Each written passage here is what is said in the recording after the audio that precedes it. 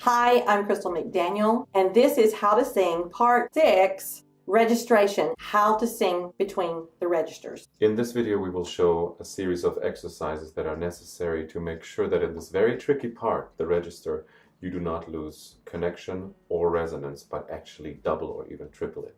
The subject of registration, or what the Italians call the passaggio, is a much debated subject. There are people who swear that there's only one way to do it. Other people even go as far as saying there is no such thing as register or passaggio. There's only a sense of fear when we approach high notes. I don't want to go too much into the philosophy of it. I will only tell you the way how I was trained by Neil Seamer and Roberta Cunningham, which is based on the Italian principles by Giovanni Battista Lamperti, who is in a way the father of bel canto singing. Now, whether we're singing bel canto opera, musical theater, a jazz song, or even heavy metal or rap songs, before long, every voice will encounter that invisible wall that you have to get over, which is the register. Some people also call it the break. I don't like so much the term the break because it implies that you have to fix something. And before long, you start serving the mechanics in order to overcome the break, rather than the mechanics serving you in order to tell the story, be that opera, musical theater, jazz song, heavy metal, or a rap song.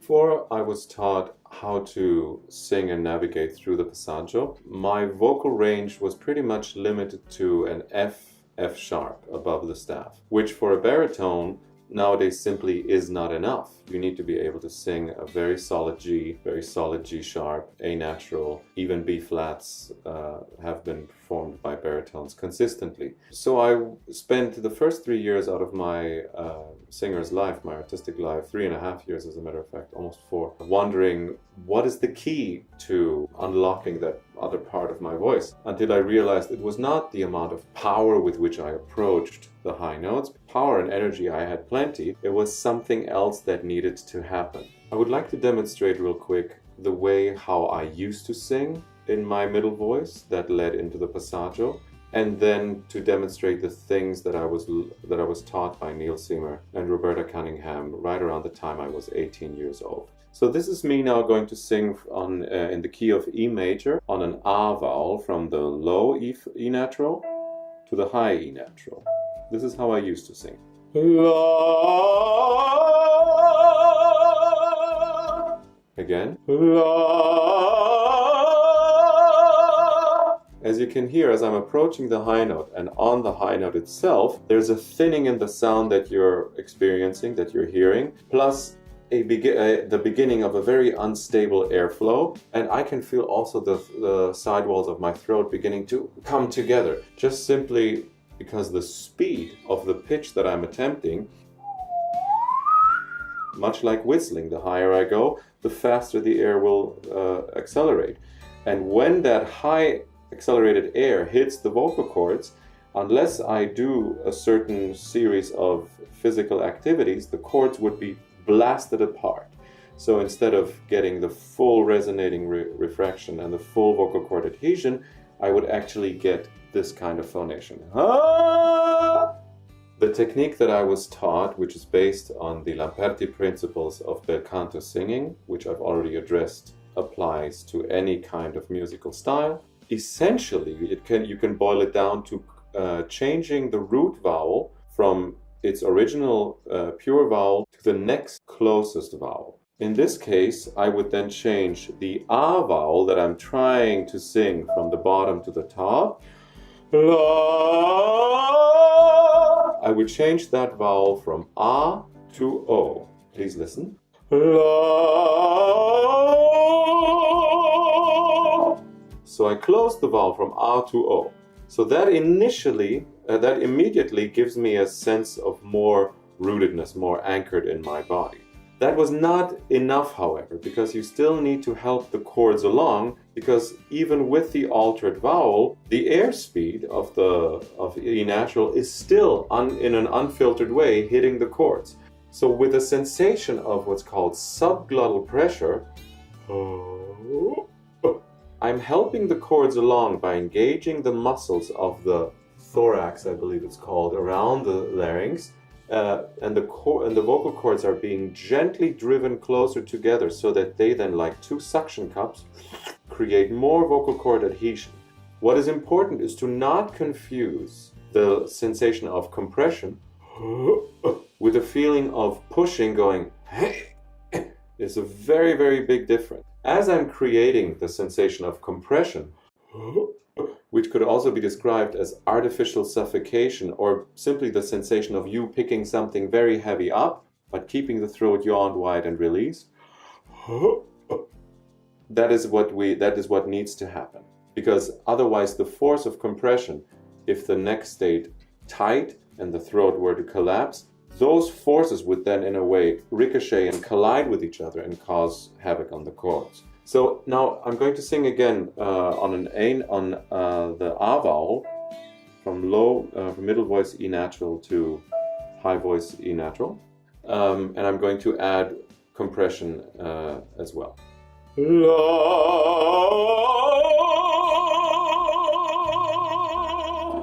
So what I did is, just before I got into my passaggio, gradually, with each step that I got higher and higher and higher, right around C natural, C sharp, D natural, D sharp, and E natural, I more and more and more and more and more closed the vowel and increased the compression even more and more and more and more. If we took the pitch and the phonation of my voice away, it would literally be the act of doing this.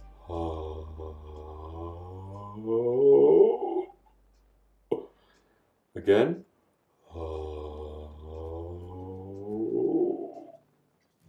Notice that I didn't go, because in that case, the tongue would start to pull back. I would then think that I'm connected when I'm actually just suppressing the larynx with my tongue root. Imagine if this was the tongue root and this was the larynx, it would be, and the phonation subsequently would sound like this. Which actually several baritones and basses unfortunately do nowadays. And the Italians call this sound ingolata, or in the throat, or throaty singing. Instead of now going from the low E natural to the high E natural, I'm going to start now on C natural, and in half-step increments, I'm going to slowly morph the vowel from A to O to U, trying to stay with as much of the A vowel properties as I can. Gradually, I will increase compression. I will maintain the neck released and open and loose.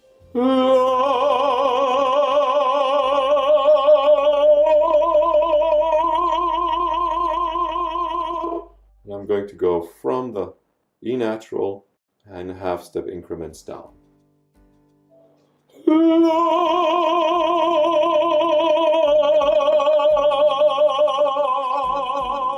How I used to sing before I understood how vowel modification and compression worked, together with support, alignment, and space, and the release of that all.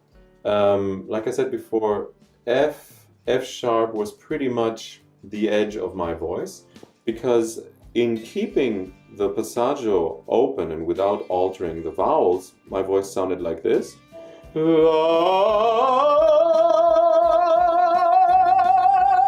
And as you can hear, higher notes are virtually impossible, because it's literally as if you're now hitting an invisible vocal wall, which you cannot penetrate except for just screaming louder and louder and louder and paying, of course, a horrible vocal price. By closing the vowel at the right time, in the right way, with the proper amount of compression, and feeding in tremendous amounts of air from underneath, you then can reopen above the passaggio to gain access to your high notes. To that extent, please listen to what I'm going to do now. I'm going to start on C on the staff, on an A vowel. I'm going to change the vowel from A to O to U. I will reopen to O until I arrive on the high G with A. Notice how I will go from ventriloquist position, but I didn't go, because because any opening in the mouth as we're leaving ventriloquist position or the full vowel closed position needs to be preceded by an added lift in the back of the throat. That added lift in the back of the throat is of course the soft palate and the area behind your upper back teeth, which granted is only a very limited sensation, but still a marked one, which will allow the air to fill much more of the resonating chambers. So please observe.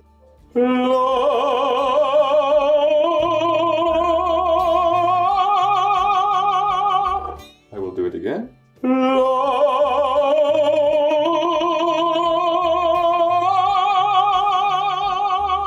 Since we've now spent some time working on the A vowel, let's talk about the next vowel. Let's say O. We said A goes to O then will go to U. Let's put that to the test. I will go from C to D natural to E natural. By the way, every voice category has their passaggio in a different zone. So for tenors and sopranos, the passaggio usually lies about a third or a full third higher, which can be even higher for leggero tenors or coloratura sopranos. Similarly for baritones, if you have a Verdian baritone, the passaggio is in that zone where I am between C and E natural. A more a lighter baritone, a so-called like a leggero baritono or operetta baritone, will have a slightly higher passaggio. So you, in whatever voice category that you are, you just need to truly understand where your passaggio lies. For belting, for musical theater singers, that can be a whole other pair of boots unto itself, but the same rules apply. Okay, so here we go now on an O vowel, which we're going to change from O to U. I will begin on Lo.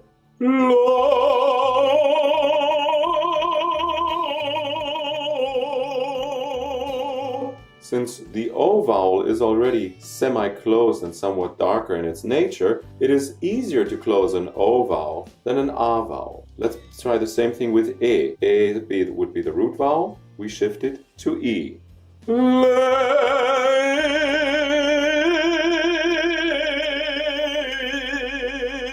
Notice that I didn't go because just because of a vowel is going from A to E does not mean it should now be devoid of any resonance or any connection just because it's a more closed vowel. If we use the tongue root to gently curl and thus change the vowel from A to E, we can essentially keep the O and U properties of the elongated vocal column and still reap the same resonating property. U vowels and E vowels need not be altered in the passaggio because they are already their own closed version of themselves. Now let's go back to the O to U vowel in the passaggio, and above the passaggio it would be O. I will demonstrate from C to G.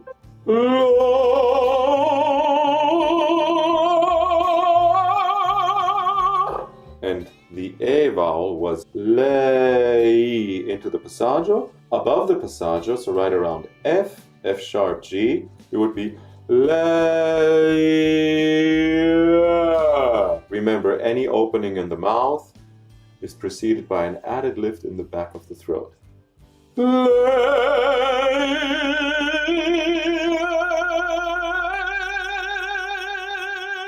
So what I would recommend to especially young singers is to look at your scores now and find in those scores the areas in which you are required to sing in the passaggio, wherever your passaggio is. Mark little crosses or circles or exclamation points, whatever alerts your eyes and jumps at you like that, and then find out what the root vowel is specifically to that language. If it's in French, then you have a whole different slew of vowel modifications to do anyway. But find out what the root vowel is, change it to the next closest vowel, apply voiced consonants, all the other things that we've covered, and you're well on your way understanding how all of these technical tools will factor in to the story that you're trying to tell in whatever piece you're singing.